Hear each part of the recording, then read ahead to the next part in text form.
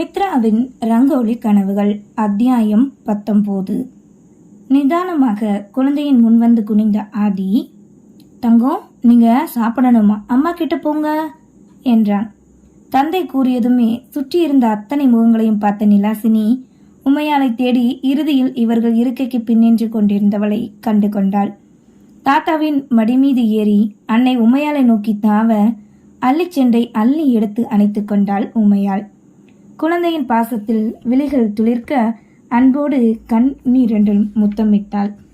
இவள் கொடுத்த 2 முத்தத்திற்கு குழந்தை இரட்டிப்பாக கொடுக்க அனைவருமே இவர்கள் பாச பரிமாற்றத்தை பார்த்து கொண்டுதான் இருந்தனர். உமையால் மகளோடு தன் அறைக்கு சென்றுவிட இங்கே ஹரணிக்கு மூக்கு உடைந்ததை போன்று இருந்தது. இந்த அவமானம் உனக்கு தேவையா? அவள் மாமியார் கூட மனதில் நினைத்தார். ஹரணியின் முகம் கடுகடுக்க முன் வந்து விரல் நீட்டி ஆதி, இனி ஒரு தடவை தெரியாம கூட இந்த வார்த்தை உன்கிட்ட இருந்து வரக்கூடாது, சொல்லிட்டேன். மீறி நடந்தா இந்த வீட்டுக்குள்ள உன்னை நுழைய விட மாட்டேன் ஹரணி, ஜாக்கிரதை எச்சரித்தான். ஹரணிக்கு பளீரென முகத்தில் அடித்தது போன்று இருக்க எதிர்பார்ப்போடு அத்தை புவனாய் பார்த்தார். அவரோ எதுவும் பரிந்து பேச முடியாத இயலாமையில் மௌனமாக நிற்க மனசு உடைந்து போனாள் ஹரிணி. இதற்கு மேல் வேறு யாரும் எதுவும் பேசும் முன் முந்திக் கொண்டான் கணவன். ஷாப்பிங் போகணும்னு சொன்னையே, வா போகலாம். ஹரணியின் கரத்தை பற்றி எழுப்பியவன் இழுத்து சென்று விட்டான். அவர்கள் வேலை முடியவும் நேராக தனது வீட்டிற்கு அழைத்து சென்று விட்டான் அஜய். அதன் பிறகு ஒரு நாள் முழுவதும் ஆதியின் வீட்டு பக்கமே வரவில்லை.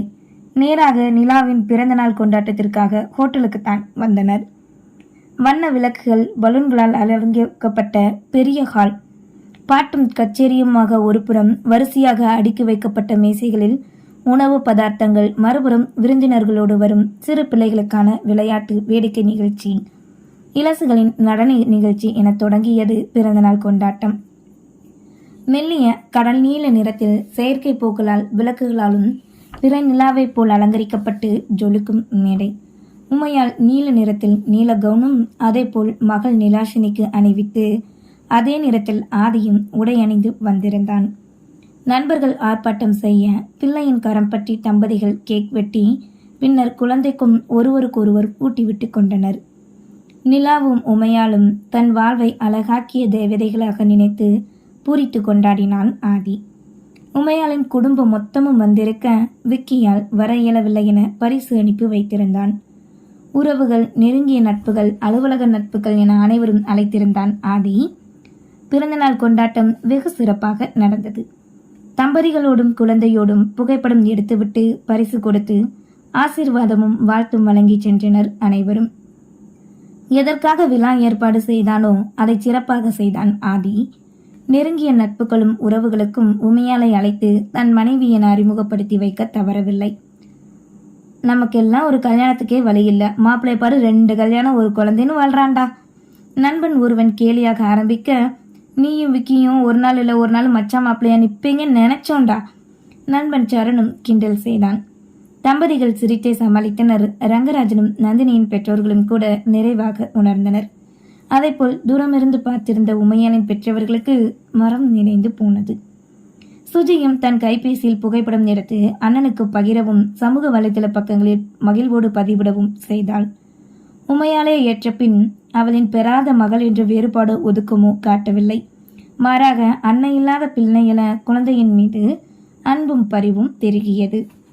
ஆதியோடு நிலாவும் உமையாளின் சொந்தமாக ஏற்றனர் இவள் குடும்பத்தினர். இவள் 2ஆம் மனைவி என்ற கிசுகிசுப்பு சிலரால் சில இடங்களில் நிகழ்ந்து கொண்டுதான் இருந்தது. அனைத்தும் அனைவரும் அறிந்ததுதானே. பேசுபவர்கள் எத்தனை பேசுவார்கள்? காயப்படுத்தும் இந்த வார்த்தைகளை கடந்துதான் வர வேண்டும் என்ற நிதர்சனத்தை புரிந்து கொண்டனர் இருவரும். ஆதியின் மொத்த குடும்பமும் விருந்தினர்களை கவனிக்க அனைத்தையும் வேடிக்கை பார்த்தபடி இருக்கையில் வந்து அமர்ந்திருந்தாள் ஹரிணி. விருந்தாளியைப் போல வந்தவள் வாழ்த்தையும் பரிசையும் கொடுத்துவிட்டு குடும்பத்தினரையும் விட்டு தனியாக அமர்ந்து கொண்டாள். அனைவரின் முன்பும் எந்த ஒரு பிரச்சனையும் செய்துவிடக் கூடாது. அது மட்டுமின்றி நடப்பது வேறு, நிலாவிற்கான விழா. ஆகையால் கொஞ்சம் மகிழ்வாகத்தான் பார்த்திருந்தாள் ஹரிணி. உமையாலை பார்க்கும் போது மட்டும் அந்த இடத்தில் நந்தினி இருந்திருக்கலாமோ என்ற இயக்கம் அதிகமாக தாக்கியது. ஆதியின் முகத்தில் மகிழ்ச்சியை பார்க்க திருப்தியாக உணர்ந்த ஹரிணிக்கு இந்த சந்தோஷம் உமையால் தந்தது. உமையாளால் என்றால் ஏனோ ஏற்றுக்கொள்ள முடியவில்லை. கோலாகலமாக விருந்தோடு விழா நடந்து முடிந்தது.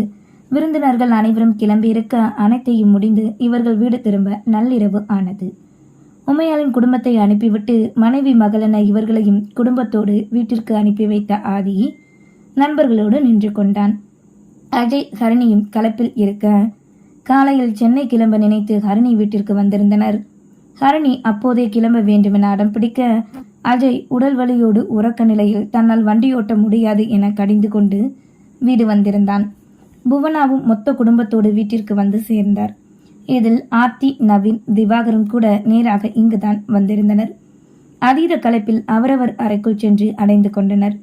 கிளம்பும் போதே குழந்தையும் உறங்கியிருக்க தோளில் போட்டு தாங்கி கொண்ட உமையால் அறையில் வந்து படுக்க வைத்தாள்.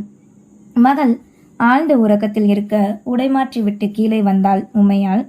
நண்பர்களை அனுப்பி வைத்துவிட்டு ஆதி வர தாமதமாகும்.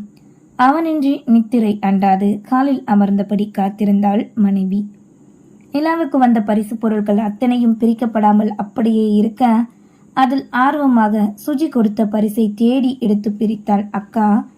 ஆதியும் உமையாலும் நேருக்கு நேராக முகம் பார்த்திருக்க இவளிடமிருந்து தந்தையிடம் தாவும் குழந்தை நிலாசினி. அழகாக வண்ணக்கலவைகள் தெளித்து தீட்டி வைத்த ஓவியம் போன்றிருக்க ரசித்து பார்த்தவள் அதில் அழுத்தமாக முத்தம் பதித்தாள். தன் குடும்பம் என்ற எண்ணம் இருதயத்தில் ஆக்கிரமித்தன. மேலும் சில நொடி இமைக்காது பார்த்திருந்தால் அவள் வீட்டு மொட்டை மாடி அணிந்திருக்கும் உடைகள் அனைத்தும் இவர்கள் விருந்திற்கு சென்ற போது எடுத்தது என காட்டியிருந்தது. விக்கியா, சுஜியா, யார் இத்தனை அழகாகவும் யதார்த்தமாகவும் எடுத்தது? கேள்வியோடு ரசித்து பார்த்திருந்தாள். அடுத்ததாக ஒரு பரிசை பிரிக்க மையத்தில் சிரித்தபடி நந்தினியும் அவள் கரத்தில் குட்டி நிலாவும் அதை சுற்றிலும் பல புகைப்படங்கள். நிலாசினி கருவாக வயிற்றில் இருந்தது முதல் நந்தினி கையில் கண்ணாடி வளையல்கள், சந்தன கன்னங்கள், சிவக்க அமர்ந்திருக்கும் வளைகாப்பு புகைப்படம், மருத்துவமனை படுக்கையில் பிறந்த குழந்தையை இருவருமாக கையில் தாங்கியபடி ஆதியும் நந்தினியும். நிலாசினியின் பெயர் சூட்டு விழா, நந்தினி இருந்த வரைக்குமான 4 மாதங்களின் வளர்ச்சி அத்தனையையும் இதய வடிவில் தொகுத்து பெரியதொரு ஃப்ரேமாக இருந்தது. பெயர் பார்க்காமலே அது ஹரிணியின் பரிசு என சரியாக கணிக்க முடிந்தது உமையாளால். புகைப்படத்தை பார்த்ததுமே இதுவரை மிதந்து கொண்டிருந்த கனவு நிலை சட்டென கலைந்து போனது உமையாளுக்கு. உண்மை முகத்தில் அரைந்து உரைத்தது. நிலாவின் அன்னையாக பார்க்க அவள் வளர்ச்சியை முழுமனதாக ரசிக்க முடிந்த உமையாளால் ஆதியின் மனைவியாக பார்க்க தாங்க முடியவில்லை. ஹரிணி ஏன் இதை பரிசாக தந்தாள்? இவள் இப்படி செய்வாள் என கணித்துதான் சுஜியும் தங்கள் புகைப்படத்தை பரிசளித்தாளோ? இந்த பெண்கள் இருவரும் ஏன் புகைப்படத்தை வைத்தே தங்கள் வாழ்க்கையில் போட்டி போட்டு விளையாடுகின்றனர்? நிழல் ஒருபோதும் நிஜமாகாதே. இப்போது ஏன் ஹரிணி இந்த புகைப்படத்தை தந்திருக்கிறாள்? சுஜியால் அன்று நடந்த பிரச்சனை மீண்டும் தொடரவா? ஒருவேளை அன்று புகைப்படத்தை கலட்டியதால் இன்று இந்த இடத்தில் பொறுத்த வைக்கிறாளா? இதிலிருந்து என்ன சொல்கிறாள்? நிலா நந்தினியின் குழந்தை என்றா? இவை அனைத்தும் நான் அறிந்த உண்மைகள் தானே. தந்தை நிலாவிற்கு சித்தி என 2 தினங்களுக்கு முன் கூறியதை நிரூபிக்க பார்க்கிறாளோ? கலவையான சிந்தனையில் சிலையாக அமர்ந்திருந்தாள் உமையாள்.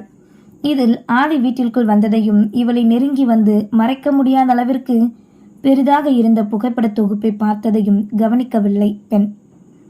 எதற்கும் ஒரு முறை உறுதி செய்ய கொள்ள நினைத்தவன் சட்டென குனிந்து பரிசளித்தவரின் பெயரை கவனிக்க இவனை உணர்ந்த உமையால் பதறி எழுந்தாள்.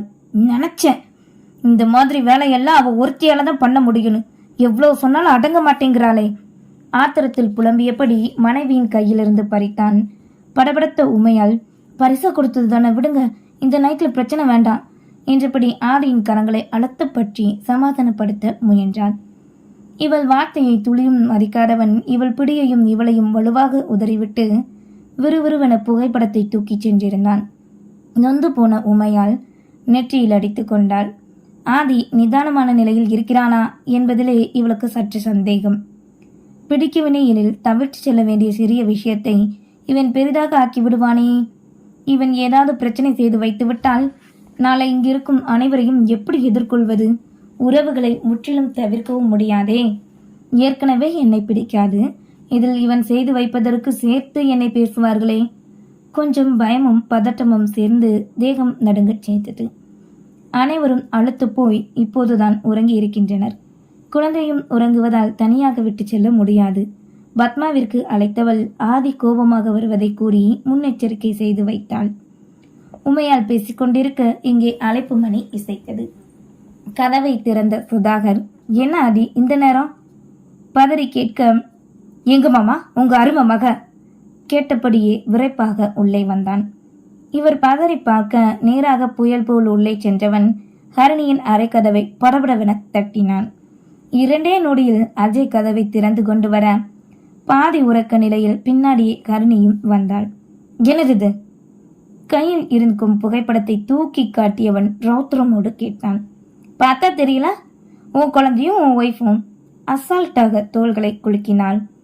ஐயோ, எனக்கு எதுவும் தெரியாதுடா, ஏதோ கிஃப்ட் ரெடி பண்றான்னு தெரியும், இப்படி பண்ணி வைப்பான்னு நான் நினைக்கல. பதறி போனான் அஜய். இதுக்கு தான் ஊருக்கு சொன்ன அவசரமா போகணும்னு மனதில் நினைத்தபடி மனைவியை பார்த்து முறைக்கவும் செய்தான் அஜய். ஆதியால் இதை எப்படி மறுக்க முடியும்? இதில் இருப்பது அவன் மனைவியும் குழந்தையும் ஆயிற்றே என்ற மிதப்பில் இருக்க உமையாளுக்காக இவன் வந்து நிற்பதில் கொஞ்சம் அரண்டு போனாள். உமையாளன்னு இவனுக்கு அத்தனை முக்கியமா கனன்றாள். இவன் கண்களில் சிக்கும் முன் ஊருக்கு ஓடிவிடும் திட்டத்தில் இருக்க அனைத்தும் வீணாகி போனதால் இப்போது ஆதி முன்பு நின்றிருந்தாள் ஹரிணி. அதுக்குன்னு உமையாளை கஷ்டப்படுத்துவியா? கொஞ்சமும் யோசிக்க மாட்டேயா? உக்ரமாக வினவினான். ஒரு நொடி கட்டுப்பாட்டை இழந்தாலும் இவன் கரம் அவள் கன்னத்தை பதம் பார்த்துவிடும் அளவுக்கு கொதிநிலையில் இருந்தான் ஆதி. நான் ஏன் யாரையோ பத்தியெல்லாம் யோசிக்கணும்? வெடுக்கென கூறியவள் உதட்டை சுளித்தாள். எவ்வளவு நாள் தான் பொறுத்து போவது, போதும் என்ற நிலைக்கு வந்து விட்டான் ஆதி. அப்புறம் ஏன் இப்படி பண்ண ஹரிணி? இதுல இருந்து நீ என்ன ப்ரூஃப் பண்ண நினைக்கிற? இதே விஷயத்தை நீ மறுபடியும் செய்யற ஹரிணி, இது தப்புன்னு உனக்கு தெரியுதா இல்லையா? கண்டிப்போடு கேட்டான். இடையில் வந்த பத்மாவும் பரிசு கொடுக்கறவங்களுக்கும் வாங்குறவங்களுக்கும் நடுவில் அன்பையும் சந்தோஷையும் பகிர்ந்திருக்கிறதா இருக்கணும். இப்படி அடுத்தவங்களை கஷ்டப்படுத்துறதா இருக்கக்கூடாது ஹரிணி, கடுமையாக கண்டித்தார். நீங்க சொன்னது சரிதாம்மா. அப்ப ஆதிக்கு இந்த போட்டோஸ் பிடிக்கணுமே, இவன் ஏன் இந்த கிஃப்டை மறுக்கணும்? இதுல இருக்கிறது இவனோட நந்தினியும் நிலாசினியும் தானே என்றால் கை கட்டி கொண்டு இறுக்கமாக. தான் செய்வது தவறு என்ற உணர்வே ஹரிணிக்கு இல்லை. நினைத்ததை செய்துவிட்டால் இப்போதே தான் செய்தது சரி என்று நிரூபிக்க பிடிவாதமாக போராடி கொண்டிருக்கிறாள். உண்மையால காயப்படுத்துற எதையும் என்னால் ஒருபோதும் அனுமதிக்க முடியாது, உறுதியாக உரைத்தான் ஆதி. ஓஹோ அப்படியா? நக்கலாக கேட்டவள், இவ்வளோ பேசுறியே, எங்க முடிஞ்சா இதை குப்பையில வீசிட்டு பார்ப்போம் சவாலாக கேட்டால். அந்த நொடியே பலாரென ஒரு கரம் ஹரிணியின் கன்னத்தில் அழுத்தமாக பதிந்தது. கன்னம் கனல் பட்டதைப் போல் எரிய கண்ணிரண்டிலும் கண்ணீர் கட்டிவிட கலங்கி போய் வலியோடு நிமிர்ந்து பார்த்தாள் ஹரிணி. எதிரே பத்மா. பெற்ற அன்னை அடித்ததை ஹரிணியால் ஏற்றுக்கொள்ளவே முடியவில்லை. யாருமே இதுவரை இதுபோல் இவளை நடத்தியதே இல்லை. அனைவருக்கும் செல்லமாக இருந்தவளுக்கு முதல் முறையாக வாங்கிய அடியை ஜீரணிக்க முடியவில்லை. இத்தனை நேரமும் அக்கா இல்லாத இடத்தை தக்க வைக்கத்தான் போராடுவதாக நினைத்திருந்த பத்மாவிற்கு அப்போதுதான் புரிந்தது அனைத்தும் இவள் உமையாளை குறிவைத்தே செய்கிறாள் என்று. அதிலும் ஆதி என்ன செய்தான்? இவனை ஏன் இவ்வளவு நோடிக்க வேண்டும்? மகளின் வார்த்தையும் வாதமும் எல்லை மீறி போக பத்மாவள் பொறுத்து கொள்ள முடியவில்லை. இத்தனை நாளும் வார்த்தையில் கண்டித்துக் கொண்டிருந்தவர் என்று கை நீட்டியே விட்டார். ஆதியோ ஒரு நிமிடத்தில் மனமுடைந்து போய் நின்றான். இவனால் நந்தினி உமையால் இருவரையும் விட்டு கொடுக்க முடியாது. இந்த புகைப்படத்தை ஏற்றாலும் எரிந்தாலும் ஒருவருக்காக ஒருவர் விட்டு கொடுத்தது போன்றுதானே. வேதனை தாங்காது சிலையாக செயலற்று நின்றான் ஆதி. ஆதியை நெருங்கிய பத்மா, நிலாவைத்தான் நீ வச்சுக்கிட்டேயே, இந்த போட்டோயாவது எனக்கு கொடுப்பா என்றபடி அவனை தேற்றினார். உள்ளத்திலிருந்து வழியிருந்த போதும் உதட்டிலே மென்னகை பூக்க பத்மாவிடம் ஒப்படைத்தவன் வேறு எதுவும் பேசாது வெளியேறினான். அனைவரும் ஹரணியை பார்த்து வெறுப்போடு கடந்து சென்றனர். அதிலும் அஜயை நெருங்கிய சுதாகர், காலையில இவ இங்க இருக்கக்கூடாது, ஊருக்கு கூட்டிட்டு போயிடு என்றார் கசப்புடன். எல்லோரும் தப்பித்து என் தலையிலே கட்டுகிறீர்களே, மனதில் நொந்து கொண்டான் கணவன். அறைக்கு வந்த அஜய், உன்னை இங்க கூட்டிட்டு வரும்போது என்ன சொன்னேன்? அதட்டலாக கேள்வி கேட்டாலும் கையென்னவோ இவள் காயம்பட்ட கன்னத்தை வருடி கொடுத்தன. இந்த அடிய ஆடி கையால உமையா முன்னாடி வாங்கலையன்னு சந்தோஷப்பட்டுக்கோ என்றபடி மருந்தை எடுத்து வந்து பூசி விட்டான். வலையில் கண்ணிறைய கண்ணீர் தேங்கி நிற்க கடுகடுப்பில் இருந்தவள் அஜயின் கரங்களை தட்டிவிட்டு முறைத்தாள். அசட்டையாக தோள்களை குலுக்கியவன், உன்னால உண்மையாவ நேரடியா எதுவும் செய்ய முடியலன்னு ஆதியை காயப்படுத்தாத. நான் இதை அனுமதிக்க மாட்டேன். ஆதி இதுவரைக்கும் பட்ட கஷ்டமெல்லாம் போதாதா? உண்மையாலோட சந்தோஷமா இருந்தா இருந்துட்டு போறான், விட அவன் லைஃப் அவன் வாழட்டும் என்றான். எவ்வளவு அறிவுரை கூறினாலும் இவள் புத்தியில் உறுத்தாது என நன்கு அறிந்த போதும் உரைத்தான் ஆருயிர் கணவன். ஹரிணிக்கு இருக்கும் எரிச்சல் பல மடங்காக கூடியது. ஆமா, என் கிரெடிட் கார்டு எங்க என கேட்டபடியே இவள் கைப்பையில் குடைந்து அதை எடுத்துக்கொண்டான் அஜய். அதை தனது சட்டை பையில் பத்திரப்படுத்தியபடி, இனி என்ன செலவு செய்யறதா இருந்தாலும் என கேட்டு செய் அதிகாரமாக உரைத்தவன் படுக்கைக்கு சென்றான். சொந்த செலவிலே சூனியம் வைக்க, அதுவும் தன் அண்ணனுக்கே வைக்க அஜயால் அனுமதிக்க முடியவில்லை. எவ்வளவு உரைத்தாலும் அடங்க மாட்டாள். இவளை அடக்கி வைக்க இது ஒன்றுதான் வழி என நினைத்தான். மற்றபடி இவள் தேவைக்கு செலவு செய்யக்கூடாது என்றெல்லாம் நினைக்கவில்லை. இதை சற்றும் எதிர்பாராத ஹரிணி அதிர்ந்து போனாள். காதலனாக இருந்தபோது தனக்கு அதிகமாக செலவு செய்தவன் இப்போது கணவனான பின் கட்டுப்பாடுகளை விதிக்க தாங்கிக் கொள்ள முடியவில்லை. நந்தினி இருந்தபோது எத்தனையோ முறை உரைத்திருக்கிறாள். தங்கள் வீட்டு பெண்களை பார், பெண்களுக்கு பொருளாதார சுதந்திரம் இருக்க வேண்டும், சுய சம்பாத்தியம், சுய அடையாளம் இவையெல்லாம் முக்கியம் என்று. ஆனால் அப்போதிலிருந்தே காதல் மயக்கத்திலும் படிப்பு, அது முடித்ததும் திருமணம் என வாழ்க்கையை அமைத்து கொண்டவள் வேலை, தொழில், சம்பாத்தியம் என இதுவரை யோசித்ததே இல்லை. இப்போது ஒரே நாளில் சொந்தமும் சொத்தும் மொத்தமாக கைவிட்டு போனதை போன்று உணர்ந்தாள். இப்போதுதான் ஹரிணிக்கு அக்காவின் அறிவுரைகள் அனைத்தும் புத்தியில் உரைத்தது. நன்றி.